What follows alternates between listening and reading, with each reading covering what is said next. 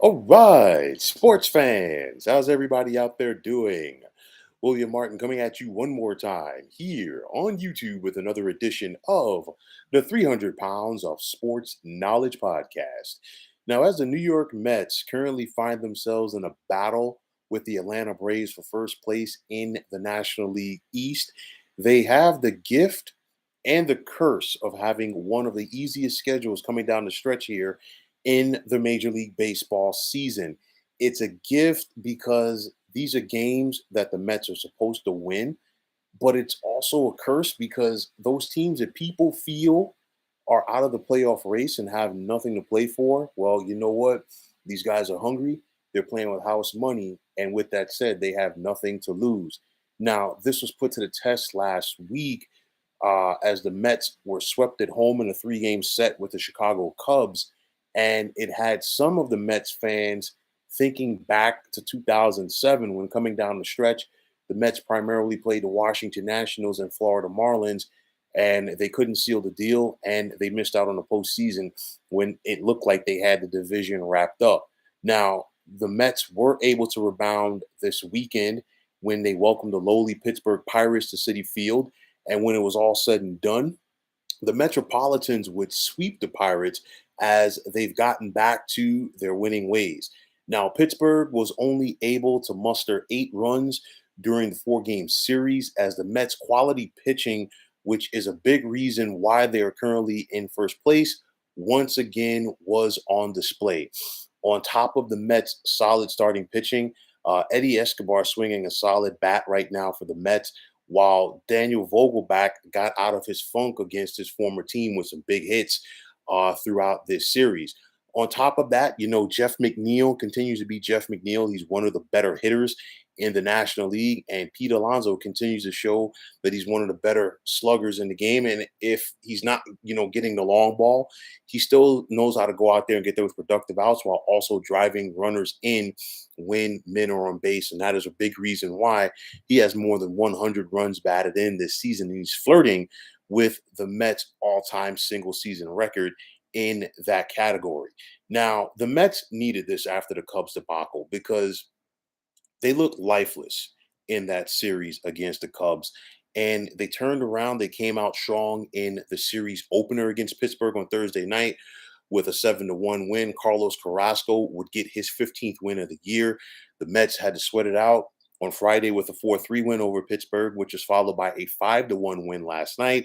And then, of course, today's 7-3 win over Pittsburgh. Now it's on to the road for the Mets against the Milwaukee Brewers, a Brewers team that they find themselves fighting for a playoff spot as well. So we know that this is not going to be an easy series for the Mets, but veteran starting pitcher Max Scherzer is scheduled to make his return to the mound tomorrow night after missing a brief stint with an injury. After that, the Mets will find themselves in Oakland for 3 games against the Athletics. Again, the Athletics are one of those teams that are way out of it. But again, this time of the year, you know what? You cannot write anything in as you got to go out there and take care of your business.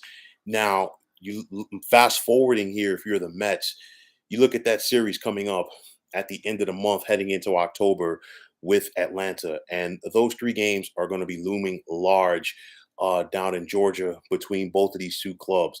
Right now, the Mets currently have a 1 game lead over the Braves, and it's, obviously the Mets had a bigger lead on the Braves earlier in the year. It's not that the Mets have been playing bad. It's just the fact that the Braves have been playing better. That's what it all comes down to. And the bottom line is both of these teams, the Mets and Braves, are keeping each other on top of their toes because they're not allowing each other to lose that much because the Mets know that if they lose, the Braves are right there, vice versa. And it seems like, you know what? It seems like every single day the Braves are winning. Every single day, almost the Mets are winning.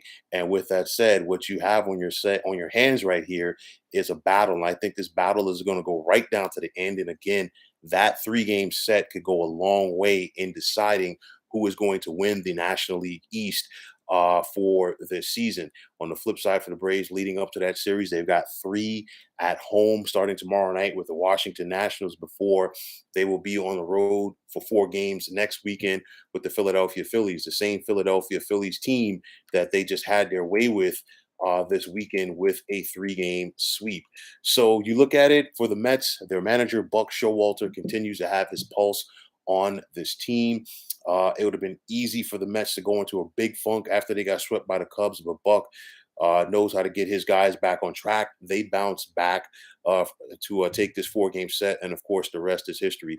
Like I said, and I've talked about this before in previous podcasts, this battle between the Mets and Braves is going down to the very, very end, and it wouldn't surprise me to see that battle go into the final series of the season for both of these clubs. The Mets host the Washington Nationals, while for the Braves, they finish up on the road against the Miami Marlins.